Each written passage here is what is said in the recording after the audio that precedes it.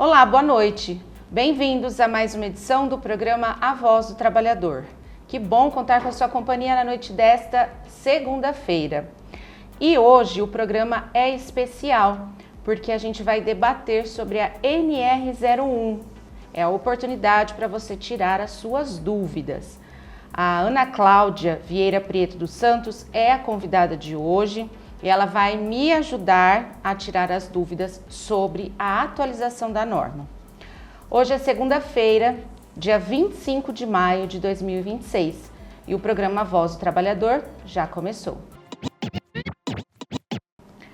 As mudanças na norma regulamentadora número 1, a famosa NR01, começam a ser fiscalizadas a partir de amanhã, dia 26 de maio. Agora é obrigatória a gestão dos riscos que afetam a saúde mental dos trabalhadores. E vamos debater esse assunto com a Ana Cláudia Vieira Prieto dos Santos. Ela é economista formada pela Unesp, com mestrado e doutorado em engenharia de produção pela UFSCar, especialista em gestão de pessoas e marketing pela Fundação Padre Albino, atua no setor no ensino superior há mais de 20 anos, atualmente como docente no IMES Catanduva em disciplinas como economia, empreendedorismo, comportamento organizacional e metodologia de pesquisa, além dela ter se aprofundado nessa questão da NR01. Bem-vinda, Ana Cláudia, obrigada por aceitar o nosso convite. Eu que agradeço, Lívia. É uma oportunidade, né? E é muito importante a gente falar sobre isso que vem sido aí debatido, trazido um pouco já pela imprensa, né? Mas por ser um assunto tão importante, realmente vale a pena a gente estar discutindo, né? Então eu agradeço a oportunidade, o convite. A gente que fica muito feliz com a sua presença, a oportunidade de a gente falar mais sobre a NR. A NR01, ela está em vigor desde maio de 2025. Porém, depois de um ano de prazo para que as empresas aí elas se adaptassem, começam as fiscalizações. Ana, o que diz a norma e o que muda na prática a partir de amanhã? Bom, a NR01, ela tem as diretrizes gerais, né, porque é relacionado aí às questões de saúde e segurança do trabalho. E depois tem as outras NRs que são específicas, né? Uhum. Então, nesse caso que a gente tá tratando agora, é a NR1 conversando com a NR17, porque a NR17 é a que fala da ergonomia, tá? Mas o que atualizou realmente foi a NR01, né? Que foi, a atualização aconteceu em agosto de 2024, na verdade, mas passou a vigorar a partir de maio de 2025. Então, a partir de maio passou a entrar em vigor, só que apenas agora, um ano depois, é que passa a ser fiscalizado, né? E o que muda? Na verdade, ficou mais clara essa obrigatoriedade de que as empresas precisam olhar para a questão da avaliação dos riscos psicossociais, né? Ou seja, é aquilo que está relacionado à organização do trabalho, ao ambiente de trabalho e que pode causar algum risco à saúde mental do trabalhador.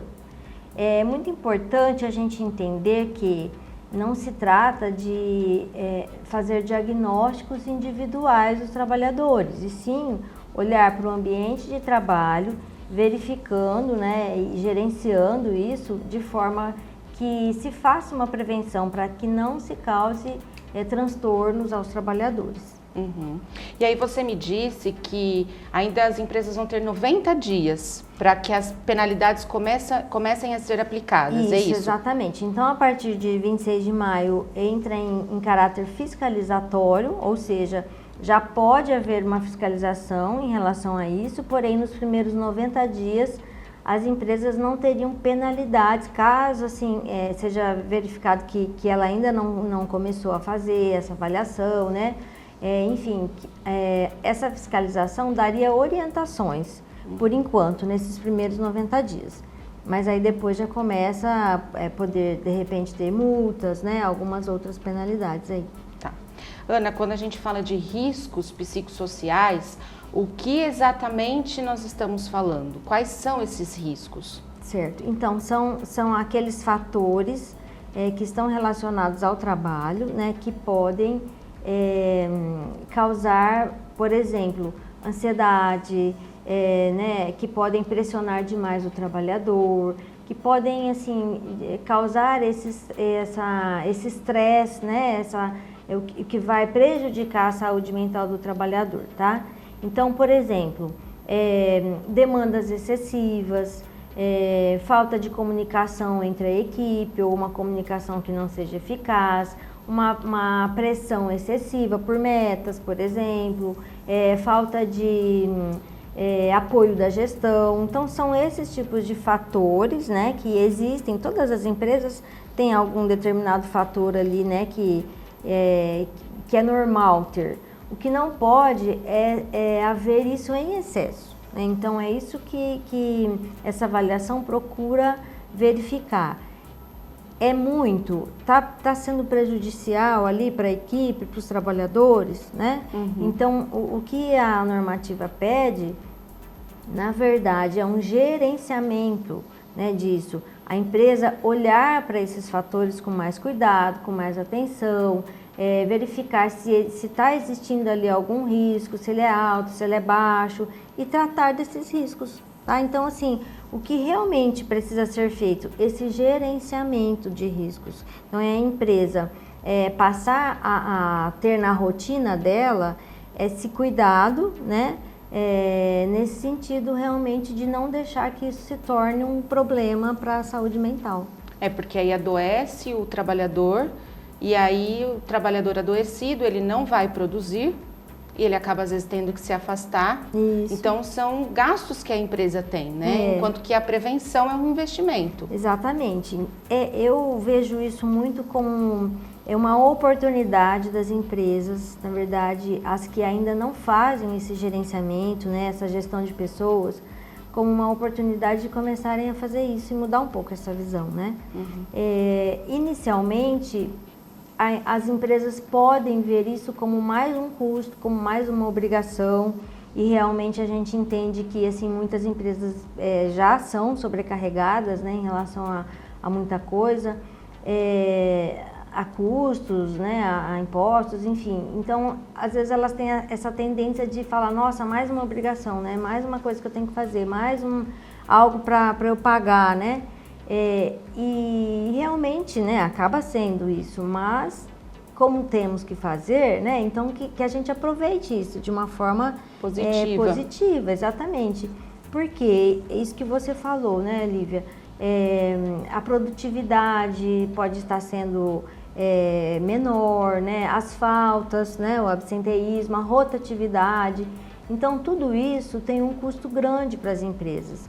Se elas começam a gerenciar esses riscos, né, olhar com mais cuidado para isso, perceber que ali pode ter algumas coisas que podem melhorar, então isso pode ser um benefício também para ela. Exatamente. E pela primeira vez você vê que a saúde mental, ela passa a ser tratada como uma questão de segurança no trabalho? Dessa forma mais explícita, sim, né? Porque, como eu disse já sobre a NR17, essa normativa, ela trata da ergonomia. E na NR17, a ergonomia, ela inclui a organização do trabalho, tá? Então, já se falava sobre isso. Organização do trabalho, pausas, enfim, né? Demandas excessivas. Só que nunca ainda de uma forma assim, né? Tão relacionada à questão da saúde mental e com essa obrigatoriedade, né? Então, agora sim, realmente passa a ter outro teor, né, vamos dizer assim. Porque os afastamentos pelo INSS estão muito grandes, Exatamente. né? Então, você tocou num ponto muito importante. Por que veio isso agora? Porque não só no Brasil, mas no mundo inteiro, a gente teve um aumento, assim, assustador de afastamentos por essas questões de saúde mental. Uhum. Inclusive, no Brasil, a gente teve, assim, se pegar num intervalo de uns 10 anos para cá, 100% de aumento. E só nos últimos, né, de 2023 para cá, é mais de 50%, 70%, 68%, né, no ano que mais teve isso, de um ano para o outro. Então, quer dizer, isso pesa, inclusive, para o INSS, né, que não vai dar conta de atender todo mundo. Então, nesse sentido, né, ele coloca um pouco esse peso aí, né, para a empresa também, porque se chegar tudo no INSS, certamente os trabalhadores não serão atendidos, né? A gente já tem uma demanda muito alta no INSS por questão de aposentadorias, pensões, acidentes de trabalho, doenças ocupacionais, e agora mais a questão mental, a gente vê que eles não vão realmente dar conta, né? Isso mesmo. Então, foi assim, um dos fatores preponderantes para que essa normativa fosse atualizada. E também, assim, né, outros organismos internacionais já começaram a falar sobre isso, né? Agora, mais recentemente, 2, 3 anos para cá, depois da pandemia isso se intensificou bastante.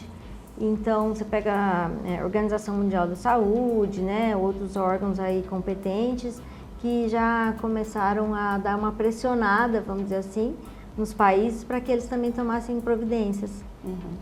Bom, tá gostando do nosso bate-papo? A gente vai fazer uma breve pausa agora, mas no próximo bloco a gente continua com esse assunto. Rapidinho, a gente já volta. Há quase 4 décadas, o Sindicato da Alimentação de Catanduva e região está na linha de frente da luta pelos direitos dos trabalhadores. Afinal, direito não se ganha sozinho, se conquista, se defende e se amplia. A lei não garante benefícios como ticket alimentação, cesta básica, plano de saúde ou participação nos lucros. Tudo isso é resultado da força da organização sindical nas negociações. E a luta vai além. O sindicato atua para garantir respeito, dignidade e ambientes de trabalho livres de assédio. Aqui, o trabalhador não está sozinho. Tem atendimento jurídico gratuito, convênios que fazem a diferença e apoio de verdade. E também tem qualidade de vida. Ranchos em Sales e Borborema, estrutura completa para você e sua família, além de parcerias para lazer e descanso. Ser sócio é fortalecer essa luta, é garantir conquistas hoje e proteger o amanhã. Não fique só, fique sócio. Sindicato da Alimentação de Catanduva, a voz que defende você.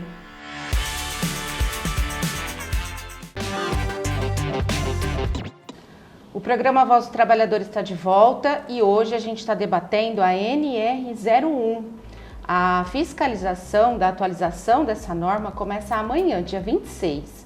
Então, no primeiro bloco, a gente fez um panorama geral sobre essa norma e agora a gente vai ver como que ela impacta sobre os trabalhadores. Aqui eu estou recebendo a Ana Cláudia Vieira Preto dos Santos, que é a nossa convidada. Ela é economista, ela tem um amplo conhecimento sobre essa atualização e ela está me ajudando aqui hoje a tirar as dúvidas dos trabalhadores, dos empresários. Então fica aqui com a gente. Ana, quais são os sinais que o trabalhador deve observar para identificar que o ambiente de trabalho está afetando a sua saúde mental? Bom, existem alguns eixos temáticos aí que são chave, né, para isso. Então, por exemplo, demandas excessivas. Ele está recebendo muita demanda de trabalho, por exemplo, muita gente pede para ele fazer muita coisa ao mesmo tempo e ele não está conseguindo processar isso, está ficando exagerado, né? Por exemplo, tem muitas horas extras. Geralmente, assim, geralmente as empresas acabam compensando com horas, com bancos de horas e tal. Mas, de repente, se isso não está acontecendo, ele não está conseguindo folgar como deveria, não está conseguindo ficar com a família, isso está causando alguma coisa ruim para ele nesse sentido, né? Ou, por exemplo, dentro da empresa, da organização do trabalho, ele não consegue um apoio da gestão, do líder direto dele para algum problema que surge ali para resolver, a comunicação entre as pessoas não é boa, enfim, tudo que a gente está falando sobre a NR1 sempre é relacionado ao trabalho, tá? Então isso é muito importante que fique claro. Não são questões pessoais, não é problema assim, vamos dizer, de família, nada disso, tá? Então é sempre relacionado ao trabalho. Então tudo que acontecer ali dentro do trabalho, dentro do ambiente de trabalho, que ele sinta que está sendo exageradamente, né, prejudicial, vamos dizer assim, para ele, para a saúde dele, para o bem-estar, né, dele e do grupo ali, então aí já é um alarme, né? Aí já é preocupante. Então, e ele tem que observar, por exemplo, esses sintomas que eu estou desenvolvendo, por exemplo, uma insônia, né? Não tenho vontade de acordar para ir ao trabalho, estou muito cansado, isso está relacionado ao meu trabalho? Então, isso também é uma observação que ele tem que fazer. Sim, exatamente. Ele tem sempre que estar atento ali às questões, né, da saúde dele. Enfim, às vezes procurar até um profissional para entender melhor o que está acontecendo ali, né? Qual é o problema. Sempre procurar também, se ele acha que é algo relacionado ao trabalho, conversar com alguém ali, ou alguma liderança, um RH, né? Para entender melhor o que é. Enfim, é isso, mas ele sempre realmente precisa estar atento, né? A gente não pode exagerar no sentido de falar, não, tudo é culpa do trabalho, mas também a gente não pode normalizar demais os excessos, né? Então é preciso realmente estar atento a isso. Então, a pressão excessiva por metas, a jornada de trabalho e o assédio também entra nesse diagnóstico, né? O assédio moral, o assédio sexual. Sim, é um ponto mais crítico aí, né? Vamos dizer assim, mais delicado. Também eu acho muito importante que os funcionários, que as empresas façam sempre trabalhos educativos nesse sentido, né? Porque às vezes se confunde muito também o que é um assédio, o que não é um assédio, né? Não é qualquer pressão que é um assédio, mas como eu disse, a gente também não pode normalizar certas coisas, certas situações. Então seria muito importante, né, aproveitando, falar sobre isso, que as empresas façam até esse trabalho, né, no sentido de informar sobre assédio, sobre, por exemplo, outros pontos, né, aí da normativa que às vezes os funcionários não entendem muito bem, né, sobre flexibilidade de trabalho, por exemplo, que às vezes a gente questiona, né, você tem flexibilidade? Ele fala, não tenho. Mas o que é essa flexibilidade? Não é entrar e sair a hora que quer, é ele conseguir conversar ali para mudar um horário um dia, sabe? Para fazer alguma coisa, para ir no médico, para levar um filho em algum outro compromisso. Então, o assédio é um ponto, sim, muito importante, que deve ser falado, deve ser esclarecido, mas além desse, outros pontos também precisam ser esclarecidos junto aos trabalhadores. Então, é importante esse trabalho educativo que as empresas podem fazer. O trabalhador ele vai poder denunciar situações que estão prejudicando a sua saúde emocional? Olha, ele, em primeiro lugar, ele deve sempre levar isso de uma forma interna, né? O primeiro recurso é sempre o interno. Então, existe um RH ali? Então, vamos conversar, vamos ver o que está acontecendo, né? Tem um líder com quem ele pode falar? Então, assim, se houver, né, essa primeira tentativa aí de dialogar, sempre é o melhor, né? Agora, se realmente ele está se sentindo assim muito prejudicado, que realmente ele tem um problema, que ninguém conversou com ele, que ninguém ouviu, então aí ele pode, de repente, pedir um auxílio para um sindicato, ele pode pedir um auxílio para um profissional, né? Enfim, aí para outras possibilidades. Mas sempre tentar resolver o problema internamente. Isso. E aí não conseguindo buscar alternativas, aí o sindicato é uma delas. É uma delas, exatamente. Para tentar fazer esse meio de campo. Um sindicato, às vezes até um psicólogo que vai ajudar ele a colocar as ideias ali, né, para entender exatamente o que é, né, está acontecendo, de onde que vem que ele está sentindo esse desconforto, né? Então, ele pode sim, mas o diálogo sempre é o primeiro, né? A primeira opção. E a judicialização sempre é a última. Então, existe um caminho aí, né? Entre esses dois extremos. Sim. Ana, muitas vezes o trabalhador ele tem medo, ele tem dificuldade de falar sobre saúde mental. E aí você falou sobre a questão de, né, fazer um papel educativo por parte das empresas. Essa é uma forma de mudar essa cultura? Eu acredito que sim, né? A gente precisa falar mais sobre isso, entender, né, o que o trabalhador sente. Às vezes fazer alguns trabalhos ali internos à empresa, alguns grupos, colocar esses colaboradores para falar um pouquinho, né, para desabafar ali, enfim. Procurar profissionais quando é detectado alguma coisa assim na empresa, profissionais que possam ajudar, porque às vezes a empresa não consegue dar conta de tudo isso também, né? E a gente tem sim na nossa cultura um tabu ainda, até mesmo quando se fala em terapia, né? Em procurar psicólogos. É muito estigmatizado ainda, né? Muito. E a ansiedade, esses tipos de sintomas relacionados à saúde mental, eles são silenciosos. Não é como uma dor física que a gente sente ali, corre, toma um remédio, né? Vai procurar um médico mais rápido. E aí muitas vezes as pessoas falam, não é nada, vai passar, né? E quando vê, já virou um problema mais sério. Sim, ele vem devagarzinho, né? Vai dando sinais pequenos, até que a hora que você percebe já está uma bola de neve. Isso, então, por exemplo, quando a gente fala em segurança do trabalho, tem os EPIs, né, os equipamentos de proteção. E falando em saúde mental, quais são esses EPIs? Né? Então, seriam esses cuidados mesmo, porque ele é silencioso, você não tem nada ali de tão concreto que você possa estar, né, vendo, sabendo como que está. Então, precisa ser medido, precisa ser avaliado, precisa ser olhado, né? Porque é assim que se toma esse cuidado. Na sua opinião, qual o papel das lideranças para evitar os ambientes tóxicos? Porque a gente tem muitos gerentes, líderes, chefes, mas às vezes eles não têm esse olhar humano para os seus funcionários, né?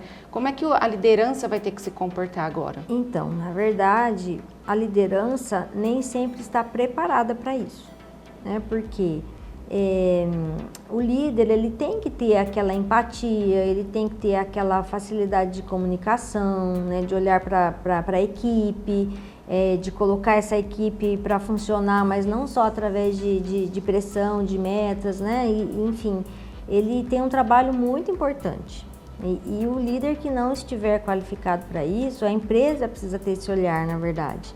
A empresa precisa ver quem são os líderes dela, né? E quando a gente fala de empresas maiores, isso está muito mais estruturado. Eles têm mais treinamento, essa liderança é mais desenvolvida.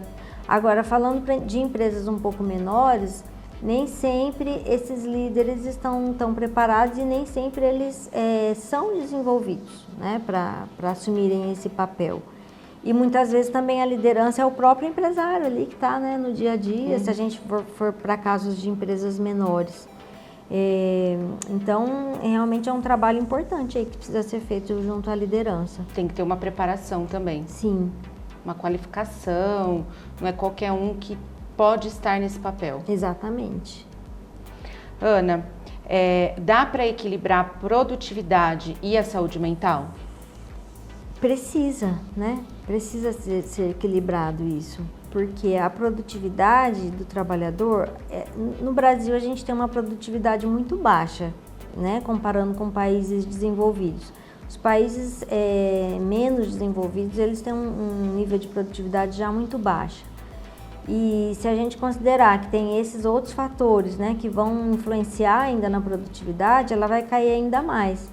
Por isso é muito importante que a mão de obra ela seja desenvolvida até mesmo dentro da empresa. A mão de obra ela não chega pronta muitas vezes, né? Nos últimos tempos aí a gente ouve muito isso, que falta mão de obra, que a mão de obra ela não tem uma qualificação como deveria. Então a empresa precisa entender que ela vai ter que fazer isso. Se a mão de obra não chegar pronta, né, se os colaboradores às vezes são meio despreparados ali, ela precisa fazer isso. E todo esse preparo, todo esse desenvolvimento desses colaboradores envolve, inclusive, a saúde mental, né? As empresas que cuidam da saúde mental, elas tendem a ter melhores resultados e, com o passar do tempo, elas vão se destacar mais no mercado de trabalho? Sim, porque assim, falar de saúde mental, nesse caso, não é pensar, como eu já disse no início, não é pensar no trabalhador individualmente, tá? Então, olhar para a organização do trabalho, né, para essas questões aí de comunicação eficaz, de apoio de liderança, enfim, de todo várias temáticas aí que estão relacionadas, né, com a saúde mental, certo? Então, nós estamos falando de ambiente de trabalho, de organização do trabalho, de bem-estar do trabalhador. Então, tudo isso vai sendo muito importante aí para o desenvolvimento da pessoa, para o desenvolvimento da própria empresa.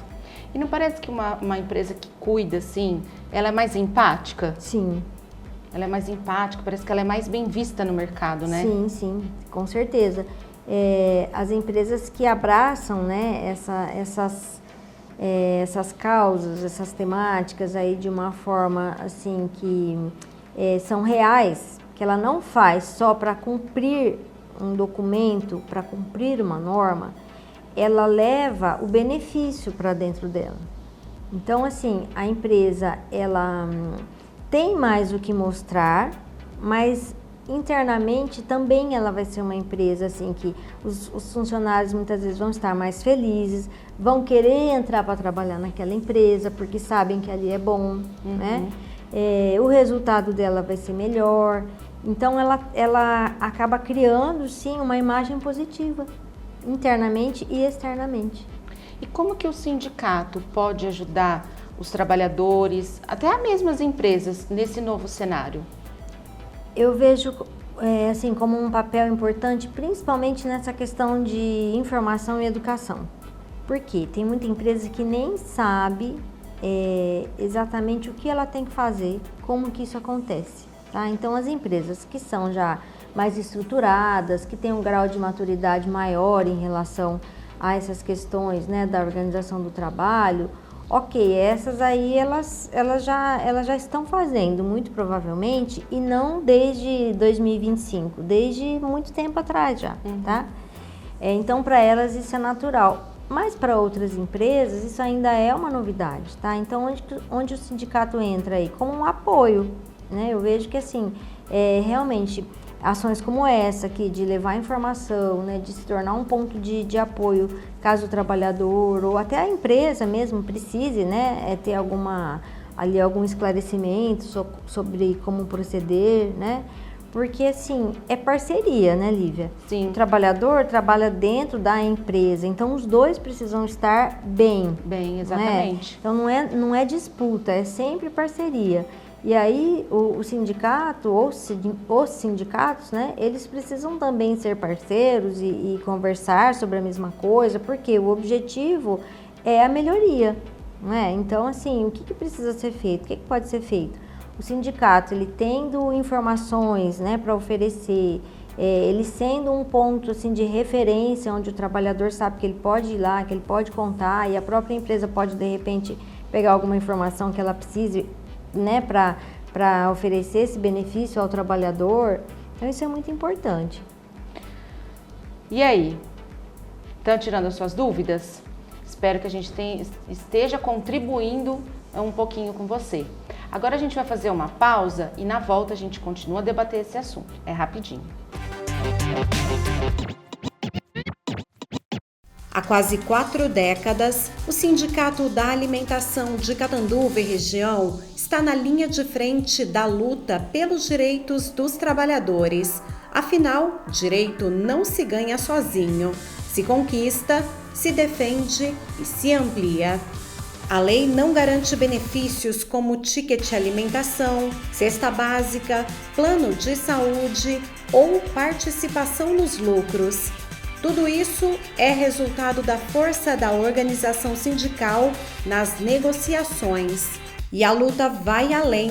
O sindicato atua para garantir respeito, dignidade e ambientes de trabalho livres de assédio. Aqui, o trabalhador não está sozinho. Tem atendimento jurídico gratuito, convênios que fazem a diferença e apoio de verdade. E também tem qualidade de vida.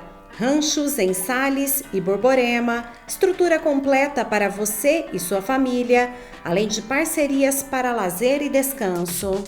Ser sócio é fortalecer essa luta, é garantir conquistas hoje e proteger o amanhã. Não fique só, fique sócio. Sindicato da Alimentação de Catanduva, a voz que defende você.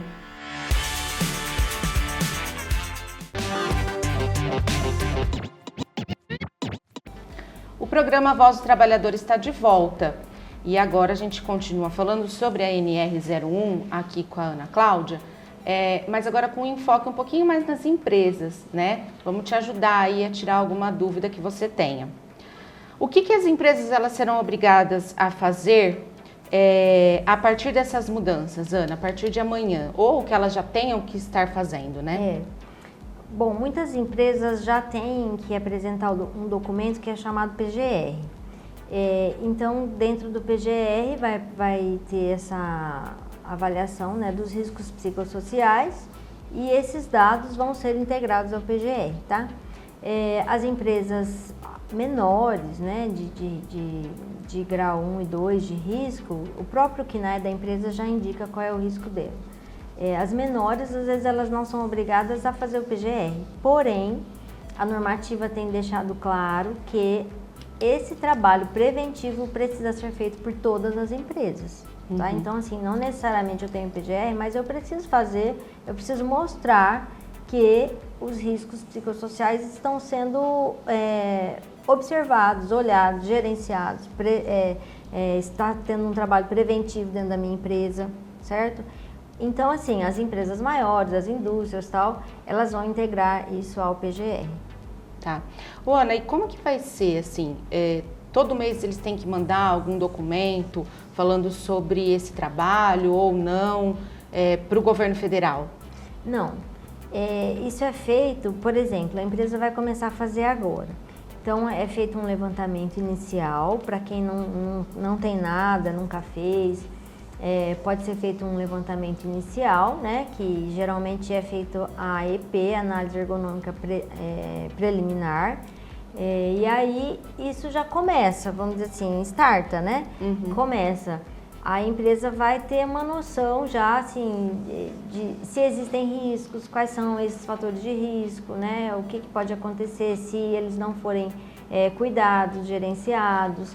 E aí, a empresa pode fazer isso sem a ajuda de um profissional externo? Pode, tá? Ela pode fazer, mas às vezes ela não sabe muito bem como que ela vai fazer isso, né? Então, de repente, se ela achar que ela precisa de um profissional externo, às vezes até a empresa de segurança do trabalho pode estar fazendo isso, outros profissionais podem estar fazendo isso, né? Empresas especializadas em gestão de pessoas podem fazer. Então, eles vão fazer esse levantamento de riscos e aí vai ter, assim, já nesse relatório, o risco é baixo, ele é alto, ele é médio. Então, se houver ali um risco moderado, então ela não precisa estar mostrando isso toda hora, mas ela sempre vai ter que ter um plano de ação. O risco é baixo, é médio ou é alto. Se o risco for alto, então ela precisa tomar medidas mais urgentes, tá? Então, o plano de ação vai exigir que ela adote medidas ali mais rápidas e que faça uma reavaliação num prazo mais curto. Por exemplo, em 6 meses ela tem que reavaliar novamente, tá?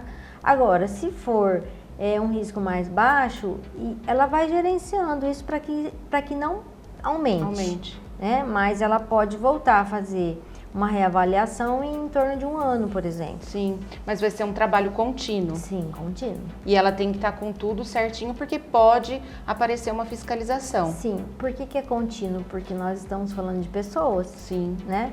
Então, não só a situação das pessoas, mas o gerenciamento do trabalho, a organização do trabalho e o próprio quadro de funcionários muda. Então, é muito dinâmico, é diferente de você ir lá e falar assim, não, essa empresa, ela tem essa estrutura, essas máquinas, essa temperatura, essa luminosidade, isso não vai mudar muito. Agora, quando a gente fala em pessoas, é muito mais dinâmico, por isso que precisa ser contínuo. Tá. E como que o RH passa a atuar diante dessa nova obrigação? Olha, é importante o RH estar em comunicação com os colaboradores, né, que isso passa a ser feito. O RH pode ele próprio fazer algum levantamento ali, tá? Ou esse RH, se achar que ele não tem pessoas ali que possam fazer, então aí a empresa vai ter que contratar alguém de fora, tá bom? Mas assim, um ponto importante também, a normativa, ela pede o sigilo, né, a preservação dos trabalhadores. Nesse sentido, a empresa, quando vai fazer um levantamento, ela precisa ser cuidadosa, porque se é uma empresa às vezes pequena, né, assim, que tem pessoas muito próximas, uma gestão muito próxima, então às vezes até pode influenciar um pouco no processo ali da avaliação, certo? A empresa precisa ter uma autocrítica aí, no caso, para falar, eu posso fazer isso ou eu não posso fazer isso? Eu tenho pessoas que podem fazer isso ou eu preciso de alguém de fora? Entende? Então, assim, a normativa não exige. Ela não diz, tem que ser tal profissional, tem que ser contratado, não. Mas tem que ter um bom senso ali da empresa, né, para ela entender se ela tem essa condição de fazer isso ou se ela precisa de um auxílio externo. Como é novo, né, às vezes os profissionais ainda não estão preparados, né, os profissionais internos. Tem muita gente que está se aprofundando nessa questão e pode ajudar, né, muitos profissionais. Exatamente. O mercado ainda está se adaptando a isso, né, porque assim, a gente, como eu disse, a gente não tem, dentro da normativa e mesmo dentro dos documentos que o governo emitiu em relação a isso, não tem um padrão estabelecido. Como é que vai fazer, quais são as ferramentas que vão ser utilizadas. Então, ele dá algumas diretrizes. Por exemplo, usar questionários que sejam validados, que tenham uma base científica, tá? Então, fala-se muito sobre esses questionários, né? Hoje em dia, aplica questionário, é assim que faz? Também. Mas se vai aplicar um questionário, é um questionário que tem que ser validado. Quais são esses questionários? Tem alguns ali que os profissionais sabem quais são, tá? Que podem ser aplicados. Então não é assim, eu vou lá e eu coloco 5, 6 perguntas e tá pronto. Tá não. certo. Então existem critérios, tá? Existe uma metodologia que precisa ser explicada.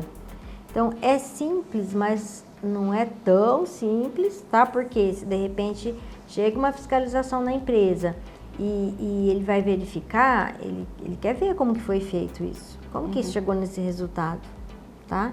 Então, assim, pode sim ser aplicado questionário, mas pede-se que não seja só isso, pede-se que seja levado em conta aí o setor, né? As características desse setor, o tamanho da empresa, enfim, que se analisem já várias outras coisas. O que já está sendo feito em relação a isso, se a empresa já tem alguma ação, né, para prever, né, para prevenir essas questões. Então, é relativamente, assim, simples, não é tão simples assim. Ô, Ana, então não é só palestra e aplicar questionário. A empresa precisa fazer essa avaliação constantemente e ter seus planos de ações. Isso, exatamente. Porque dentro do documento tem que ter o mapeamento de riscos. Então, dizer, tem esses fatores que são mais importantes nessa empresa, que merecem mais atenção. Qual é o nível, né, de criticidade desses fatores. Então, isso geralmente o questionário já indica, tá?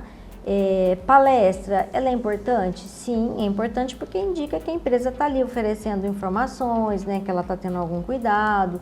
Mas assim, às vezes as palestras elas vão ser muito genéricas, tá? Então, vai lá, vamos falar de saúde mental, vamos dar dicas ali, né, para o trabalhador equilibrar trabalho e vida pessoal, enfim, tem várias palestras que são muito importantes e devem ser feitas.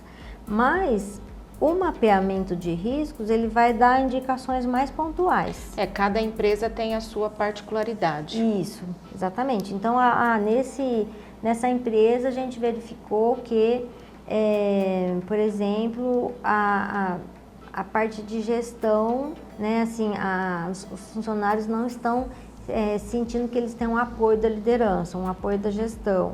Então, vamos trabalhar um pouquinho mais nesse ponto. Tá? Na outra empresa, o problema é outro. Né? Nessa empresa, o problema é o excesso de demanda. Então, vamos trabalhar nesse outro ponto. Por isso que é importante, né? Então, ter esse mapeamento e de cada mapeamento surge um plano de ação. E o plano de ação é obrigatório, tá? Então, é uma das coisas que uma fiscalização olharia. Esse plano de ação foi traçado? Ele está sendo cumprido? Quem é que está fazendo isso? Tá? Porque aí a empresa passa a colocar alguém responsável para fazer, né? Para cobrar. O treinamento dos líderes, gestores, vai ser fundamental nesse processo. Sim, sim. E aí, assim, as empresas, como eu disse, as empresas que já têm uma estrutura melhor sobre isso, acredito que, assim, isso já esteja acontecendo, né? Agora, as empresas que não estão tão preparadas, elas precisam buscar talvez alguma coisa, ou, enfim, cursos, desenvolvimento aí, né, nesse sentido, buscar mais informações, empresas que estão se especializando nesse primeiro momento, né, para dar essas diretrizes, e depois talvez elas consigam ir fazendo isso internamente. O que pode acontecer se as empresas elas ignorarem esses riscos psicossociais? Bom, falando na questão mais ali de documentação, de fiscalização, elas podem ser punidas com multas, né? E assim, então tem todas as penalidades que o próprio governo e o Ministério do Trabalho pode impor. E no longo prazo é a questão mesmo assim de ela não ter os benefícios que isso pode trazer, ela ficar só com os custos, né? Aquilo que a gente falou no início. A empresa, às vezes ela faz de uma forma mais simplificada, ela paga uma empresa ali que vai fazer uma coisa mais barata, mas ela não vai efetivamente aproveitar disso, né? Porque assim, a documentação é uma exigência, ok, mas o importante seria ir além dessa documentação, né? Porque como a empresa tem essa preocupação de custo, às vezes ela vai ali no mais barato. Fez o papel, é isso que eu preciso? Tá ok. Então ela teve aquele custo, ela tem o papel ali, né? O documento, e aquele documento vai ser engavetado muitas vezes.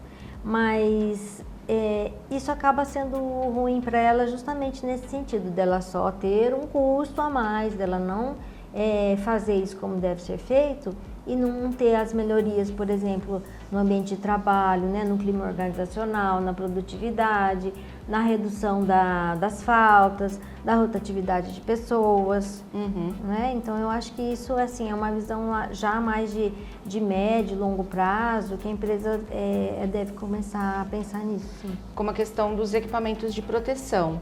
Foi toda uma cultura, né? E hoje é uma coisa super normal na empresa, e a empresa tem benefícios quando ela os profissionais usam corretamente os equipamentos, não se tem acidentes de trabalho, né? Exatamente. Então a gente pensa assim, tem a parte financeira, por exemplo, né, que a empresa deve se preocupar. Por exemplo, tem um acidente de trabalho, isso pode ser um transtorno enorme para a empresa, né? Pensando nessa parte aí. Fora a questão das vidas, né, que a gente está falando. É um trabalhador, é uma vida, é uma família.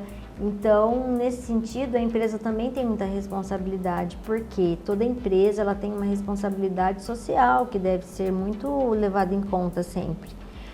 Então, a questão, né, de você ter pessoas ali, de dentro da empresa ter pessoas que estão trabalhando, que têm as suas famílias, que têm suas vidas, que precisam levar recursos para casa, que precisam ser saudáveis, né? Então a empresa, ela também, assim, ela sempre tem esses dois aspectos. Você acha que as empresas de Catanduva, elas estão preparadas? De Catanduva e do Brasil em geral, acredito que não muito. Porque pelo que se percebeu nesse ano, de 2025 até 2026, poucas empresas fizeram. E algumas não fizeram porque esperaram chegar perto, justamente por essa questão assim de vamos esperar chegar, vamos ver se isso vai acontecer, né? Ver se realmente a gente precisa fazer isso, precisa gastar com isso. Mas outras empresas não fizeram porque não tiveram nem a informação. E a gente até entende assim que muitos empresários de pequeno porte, de médio porte, às vezes eles estão muito envolvidos ali na empresa, no todo da empresa, no operacional, e às vezes ele nem dá conta, né, de pegar todas as informações que ele precisa.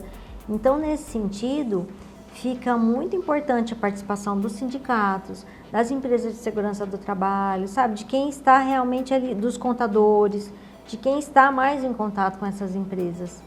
Porque elas precisam desse apoio também. Boni, para a gente finalizar, qual é a sua principal orientação, tanto para os trabalhadores quanto para os empresários, né, para as empresas, diante dessas mudanças da ANR? Bom, as empresas precisam começar imediatamente. Então, quem ainda não fez, quem ainda não começou, procure aí as orientações com esses profissionais mais próximos. Procure ler mais sobre isso, né, para fazer. E o principal, né, o que a gente tem falado aqui desde o início, faça de uma forma consciente, de uma forma que vá contribuir para a própria empresa, para o bem-estar, para a produtividade, para o resultado. Os trabalhadores também, eles têm muita responsabilidade no clima da empresa, eles têm muita responsabilidade assim, em tudo que acontece ali, na comunicação, né, no relacionamento com os colegas. Então, assim, não é jogar toda a responsabilidade para a empresa que tem que cuidar. Todo mundo cuida da empresa, não é? Exatamente. Agora, assim, o cuidado é com os excessos, como eu falei, exigem demais, mais do que os colaboradores podem oferecer, então aí já é atenção, né? Aí realmente precisa ver se está havendo excesso. Mas, no geral, é sempre uma colaboração entre as duas partes, a empresa e os colaboradores. Todos são muito importantes aí para tornar o ambiente de trabalho melhor, para que o bem-estar seja melhor, para que todos vivam de uma forma mais feliz no trabalho, sim, né? Porque o trabalho passa muito tempo no trabalho. O trabalho é muito importante. Então, assim, não é entrar cantando, sair cantando, mas é pelo menos você saber que você vai trabalhar e que aquilo não te dá nenhum mal-estar, né? Falar, eu tenho que trabalhar, né? Eu vou para o meu trabalho, mas eu vou feliz, porque eu vou contribuir com a minha empresa, eu vou ter um bom relacionamento com os meus colegas. Enfim, é esse tipo de resultado que a gente gostaria que tivessem todas. É verdade. Ana, obrigada pela sua participação, Imagina. por ter aceitado o convite. Tenho certeza que contribuiu muito para tirar a dúvida de muitas pessoas aí, tanto trabalhadores quanto empresários. Tá bom, eu que agradeço a oportunidade e estamos começando e aprendendo. Exatamente. Né? Porque é tudo muito novo, então a gente está ainda aí estudando bastante, enfim, procurando informações e aprendendo. É isso mesmo. Bom, e assim a gente encerra o programa de hoje. Eu agradeço a sua companhia. Depois esse programa vai estar disponível lá no YouTube. Compartilha com todo mundo para todo mundo ter bastante informação sobre esse assunto. Ótima semana e até a próxima segunda-feira.